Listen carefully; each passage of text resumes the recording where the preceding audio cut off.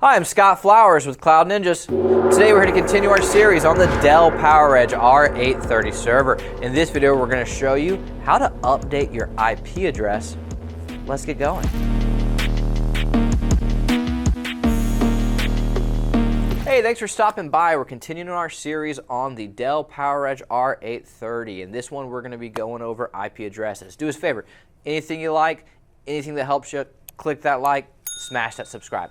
All right, so what we're going to do in this video, we're going to show you two different ways to set your IP address. We're going to show you DHCP and how to set it with a static IP. Just hop into the fun stuff. All right, we're going to show you how to set the IP address on your server. You will need a NIC or a network card and an active network connection. And there's two different options for setting your IP address, and we're going to show you both options. The first one that we're going to show you is via DHCP, and this is automatically going to pull your IP address. And then the second option that we're going to show you is the static IP, which you will have to set manually. So let's start with the DHCP option. So what we're going to need to do is to get into our Lifecycle controller, and this will be pretty simple. When you are on your boot screen, you're just going to click F10, and when you click F10, that's going to take you into your Lifecycle controller. It will take a little bit of time for it to pull up, so give it a minute. When you get in, you're going to go to Settings, which will be on the left side, and you're going to click Settings. After you click Settings, it's going to pop up with two options. You're going to want to click Network Settings.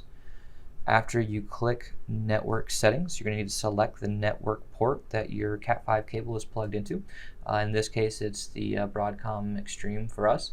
After that, we're going to go to the IP address source. Click DHCP. Once you do that, you're just going to go to Finish. Click Finish. And this is actually going to apply the updates. It will take a second for the updates to go into effect, and this will automatically set up the IP address, which will give the server internet access. So this is the first way to set your IP address via DHCP. All right, we're going to show you the second method via static IP. This is going to be actually pretty similar overall, but it's going to be slightly different. As opposed to going to F10 into the Lifecycle controller like we did for the DHCP, we're going to hit F2 on the system setup during post. This is going to take us to a few different options. We're going to want to click on iDRAC settings. This will take us to another screen that'll have a whole bunch of options. We're going to want to scroll all the way down to Network, click Network, and then it's going to give us all the network settings, the common settings, the IPv4 settings. We're going to want to go down to the IPv4. We're going to go to Enable DHCP and actually change it to disabled. Once you do that, you can manually type in the static IP address and static gateway.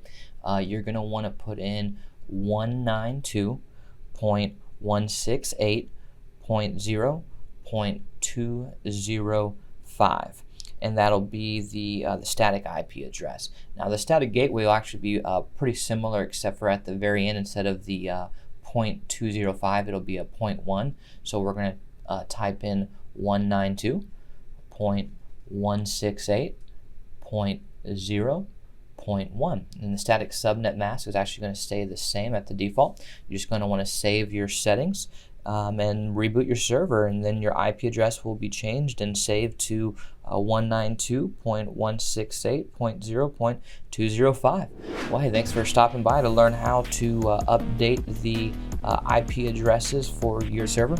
Do us a favor, if you find anything that's good useful, click that like, smash that subscribe. We sure love the opportunity to win your business. Let us know the configurations that you're using, and we'd love to send you a quote. Email us at sales@cloudninjas.com. That's sales@cloudninjas.com. Thanks for stopping by, and have a great day, guys.